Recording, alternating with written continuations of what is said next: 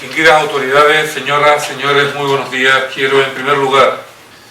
felicitar a los organizadores de este foro por abordar un tema de tanta actualidad, de tanta importancia y de tanta trascendencia para nuestras vidas como es el de la energía en general y muy particularmente lo que hace referencia a las energías renovables. Agradezco la oportunidad que me dan para participar en primer lugar en este foro y para compartir con todos ustedes algunas reflexiones en relación a la posición del Gobierno sobre este sector y particularmente sobre las energías renovables. Me gustaría en primer lugar hacer una serie de consideraciones previas. Este Gobierno lleva algo más de 10 meses desde que se inició esta legislatura. No me gusta hablar particularmente ni de herencia, ni del pasado, ni de lo que hemos encontrado. Lo que piden los ciudadanos con carácter general es que quienes gobernamos miremos hacia adelante, pero conviene tener presente cuál es la situación de partida. De partida teníamos y tenemos un desempleo creciente, unas cuentas públicas desbordadas, una financiación pública y privada decreciente y a precios además crecientes,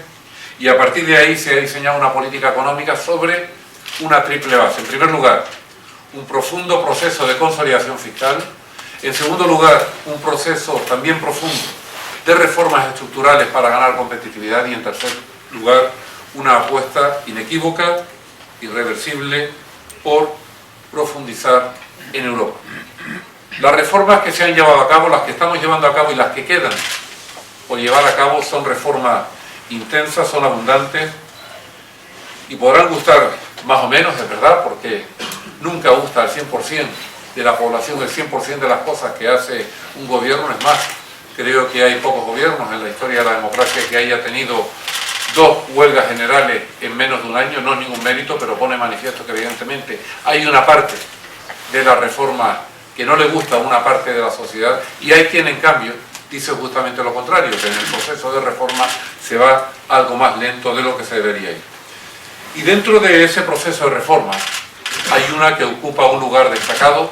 que es la reforma de nuestro sistema energético. Quisiera hacer, antes de entrar en ella, una serie de consideraciones previas sobre esta cuestión en concreto, ya que hay además una mesa redonda, la primera, que tiene que ver justamente en este foro con reforma energética y energía renovable. En España hay una ley del sector eléctrico, como saben todos ustedes, que es del año 1997, por tanto tiene ya 15 años. Tiene su tiempo, ha sido enmendada mediante innumerables disposiciones a lo largo de todos estos años,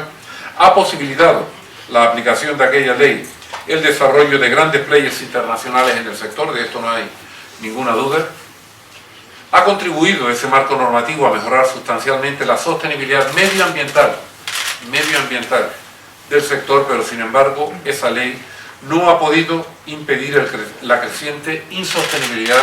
económica y financiera del sistema, con un desfase que está, como todos ustedes saben, en torno a los 24.000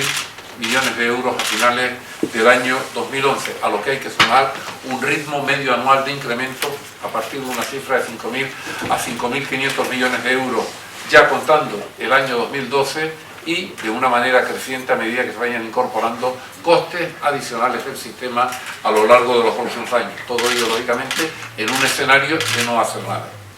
La propia normativa posterior a la ley del año 1997 del sector eléctrico comportó desde mediados de la década pasada cambios notables. En primer lugar, un aumento creciente de las primas a las tecnologías incluidas dentro del régimen especial, lo cual puede justificarse desde el punto de vista incluso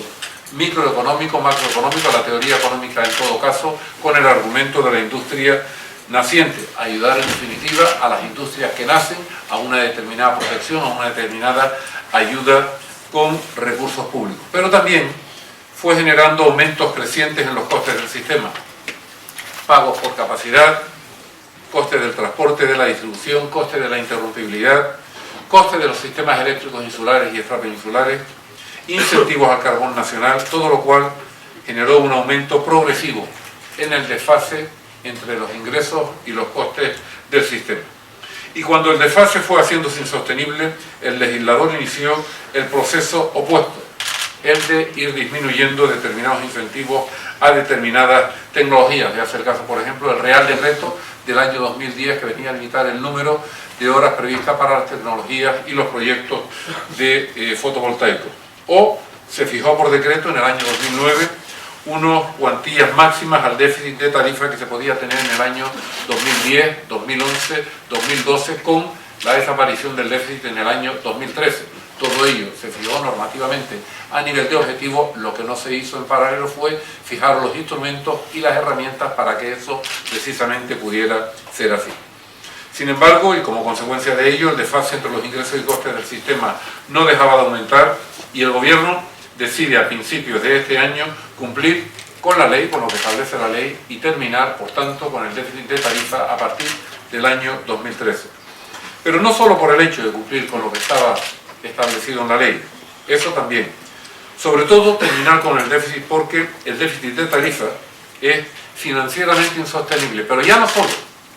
para las compañías eléctricas que tienen referenciados en sus respectivos balances esta deuda. Es además insostenible para los consumidores, tanto los que tienen la tarifa de último recurso como para los consumidores industriales, y es desde luego insostenible para el Estado, que a lo largo del tiempo ha ido titulizando paulatinamente una gran parte de ese déficit de tarifa titulizado, y que en todo caso año a año va generando unas cuantías por amortización de principal e intereses que va retroalimentando a su vez en un proceso absolutamente pernicioso la propia cuantía total del déficit de tarifa. Y su reconducción, la reconducción por tanto del déficit de tarifa, es la condición necesaria para que podamos abordar la reforma energética. Por tanto, el conjunto de medidas que el Gobierno ha ido adoptando desde el mes de enero de este año hasta la actualidad son medidas para cumplir la condición necesaria de la reforma energética, son medidas contra el déficit de tarifa. Todas ellas tienen un componente o bien de aumentar los ingresos, o bien de disminuir los costes, o bien de hacer ambas cosas simultáneamente. Y hacerlo a través de distintas disposiciones. La primera de ellas, como recordarán todos ustedes, es el ya famoso Real Decreto 1 del año 2012, que lo que hizo en primer lugar fue suspender la preasignación de primas a nuevos proyectos incluidos en el régimen especial. Esto no tiene absolutamente nada que ver, como más tarde explicaré, con la mayor o menor predisposición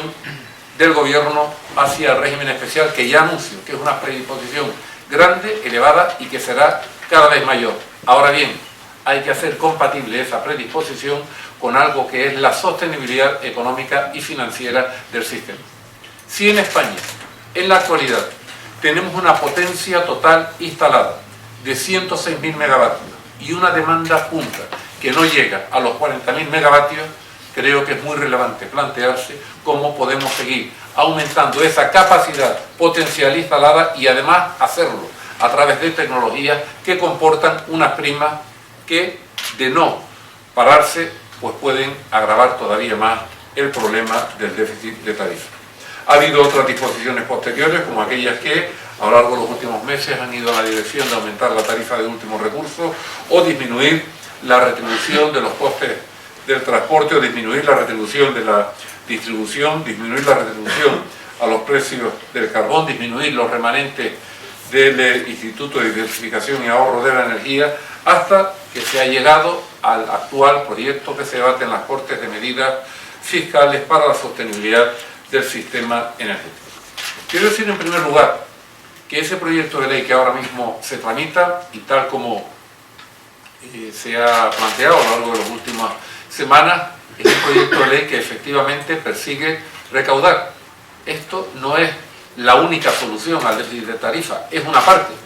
porque no todo el déficit de tarifa previsto para el año 2013 y por tanto no todo el objetivo de llevar el déficit de tarifa a cero en el año 2013 puede cubrirse a través de la recaudación prevista en este proyecto de ley. Este proyecto de ley podrá estar en una recaudación entre los 2.700 a 2.900 millones de euros, pero hay otra parte, que es lo que comporta el global, el montante del extracoste de los sistemas eléctricos insulares y extrainsulares, que está aproximadamente en unos 1.800 millones de euros, que eso va con cargo a los presupuestos, o bien lo que es la amortización del principal y los intereses de la deuda acumulada en el déficit de tarifa, que eso irá por cuenta del Estado. Por tanto, es solamente una parte la que se prevé recaudar con este proyecto de de ley, que quiero decir que al gobierno no le gusta aumentar los impuestos y, como saben, no forma parte del ideario del partido que sostiene al gobierno, pero también es verdad que estamos ante un problema que es un problema de una dimensión ciertamente importante y que ya no solo de no resolverse repercutiría aún más negativamente en el sector, sino que repercutiría en toda la economía, por cuanto si no le ponemos solución a este problema, lo que hoy es un problema de 24.000 millones de euros, de aquí a unos años será un problema del doble, y entonces ya no estaremos ante un problema del sector energético, estaremos ante un problema de todo el sector financiero. Ahora bien, ese proyecto de ley tampoco es la reforma energética. Esa es otra de las condiciones necesarias para que la reforma energética pueda ser llevada a cabo. Esto es como si tuviésemos un enfermo encima de la mesa de operaciones que hay que intervenir, y que hay que intervenirlo a vida o muerte, pero que en paralelo a la necesidad de intervenirle tiene una hemorragia enorme. Pues bien, el enfermo es el sistema eléctrico y la hemorragia es el déficit de tarifa. No puede empezar a intervenirse al enfermo, al sistema eléctrico, si previamente no taponamos la hemorragia, que es el déficit o la acumulación del déficit, porque de lo contrario corremos el riesgo de que el enfermo se nos quede encima de la mesa. Por tanto, primero taponar el déficit, y ya que hemos adoptado el conjunto de medidas después de la tramitación parlamentaria de este proyecto de ley, entonces y solo entonces empezaremos con la reforma energética, que evidentemente desde hace ya algunos meses estamos trabajando con el sector dentro del Ministerio. Sobre el proyecto de ley, es normal que no guste, somos muy conscientes, y particularmente soy muy consciente de que a nadie de los afectados, a quién le va a gustar que le suban los impuestos, pero deben saber que estos tributos no tienen un fin en sí mismo, sino que son una herramienta para ayudar a corregir, como les decía, a través de una de las condiciones necesarias, el déficit de tarifa. Y una vez controlado el déficit anual, y una vez que se haya asumido el déficit ya acumulado en los términos que antes les comentaba, y una vez que se haya hecho la reforma del sector, entonces, y solo entonces, cuando ya se disponga de un marco estable a futuro que permita la sostenibilidad económica y financiera del sistema, entonces podremos pensar en remover paulatinamente la carga tributaria que hoy se fija con carácter meramente instrumental. ¿Es posible que haya cambios en la tramitación parlamentaria de este proyecto? Pues es posible siempre y cuando hayan propuestas que vayan en la dirección o bien de bajar la carga que hay sobre determinados conceptos, pero eso supone aumentar la carga en otros, porque esto tiene que ser un juego de suma cero. Si convenimos, como antes les decía, que esto es parte de la solución a un problema y que esa parte como solución supone cuantificar una determinada recaudación, si se baja por un lado hay que subirlo por otro. Por tanto, el gobierno está abierto totalmente a que hayan sugerencias, a que hayan aportaciones para modificarlo, pero lógicamente siempre y cuando se plantee por parte de los distintos grupos bajar por un lado, pero subir por otro. Por tanto, tampoco es, digamos, una norma fácil de modificar. Y si aparecieran circunstancias que desviaran al alza el déficit de tarifa previsto, tanto para este año 2012 como para el año 2013, pues el gobierno adoptaría medidas adicionales, porque de lo contrario habría sido totalmente estéril todo lo que hemos hecho hasta la actualidad. Pues bien, una vez definida la condición necesaria para que la reforma energética sea posible, ¿en qué va a consistir esa reforma energética? La reforma energética se concibe como un conjunto de normas tendentes a disponer de un sistema energético que, en primer lugar, sea sostenible en el tiempo, sostenible desde el punto de vista medioambiental y sostenible también desde el punto de vista económico y financiero. En segundo lugar, que sean normas que reflejen unos precios pagados y percibidos que respondan a los costes reales del sistema. En tercer lugar, que sea un conjunto de normas que contemple la eficiencia energética como herramienta para el ahorro, como para un consumo más racional y más eficiente, y como un nicho creciente para el sector industrial. En tercer lugar, un sistema que persiga la seguridad del mismo y por tanto de toda la fuente de abastecimiento. Creo que España es una economía que no puede permitirse prescindir de ninguna fuente de generación de energía, sea cual sea la calificación de esta. Y finalmente, un sistema que impulse la interconexión energética dentro de la península ibérica, de España con el resto de Europa y de España también con África. Esa reforma, ya en elaboración, va a abordar cuestiones diversas relativas a la generación de electricidad, a la comercialización, al transporte, a la distribución, a las energías incluidas dentro del régimen especial, a todas las energías del régimen convencional y desde luego también a los sistemas eléctricos insulares y extrapeninsulares. Una serie de consideraciones finales respecto a las energías renovables objeto de este foro. El Gobierno tiene entre sus objetivos aumentar y consolidar la participación de las energías renovables dentro del mix global del sistema. No es una cuestión solo de cumplir el objetivo 20-20-20, aunque eso también es ciertamente importante. Tenemos el convencimiento de que el aumento de la demanda de energía en el mundo llevará a cabo una presión insostenible a lo largo de los próximos años sobre los combustibles fósiles, lo cual generará un incremento aún mayor en el protagonismo de las energías renovables. Nuestro liderazgo en energías renovables en el mundo es una realidad y las medidas adoptadas y las que se van a adoptar para controlar el déficit de tarifa no solo no merman dicho liderazgo, sino que lo acentúan, ya que el saneamiento de la economía española no será posible mientras persistan desequilibrios como el que ahora mismo se da en el sistema energético con el déficit de tarifa. La teoría económica nos enseña la bondad de apoyar con mecanismos diversos a la industria naciente, pero la misma teoría económica nos muestra los perniciosos efectos que de no modular esos apoyos a medida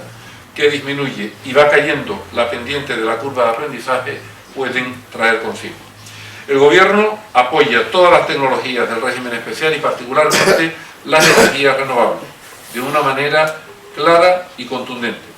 El peso de las energías renovables en nuestro mix es más que evidente, algo más de un 15% en uso primario y por encima del 30% en generación de electricidad.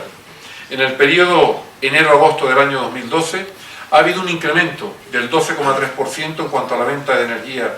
renovable respecto al año 2011, aun cuando ha habido una caída en la demanda durante esos meses de un 0,1%.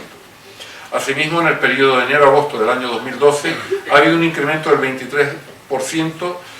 muy considerable en el volumen de primas que se han dado a proyectos de energía renovable. Ahí tenemos un problema que desde luego tendrá que ser resuelto, por lo que no debemos permitir que se pueda desandar el camino andado respecto a la sostenibilidad del sistema. Lo peor que podría ocurrir es que un repunte del déficit de tarifa como consecuencia del descontrol de cualquiera de los costes regulados del sistema pudiera abortar el éxito de cualquier iniciativa para disponer de un marco regulatorio que sea estable, que sea fiable y que sea previsible. De ello, la necesidad no solo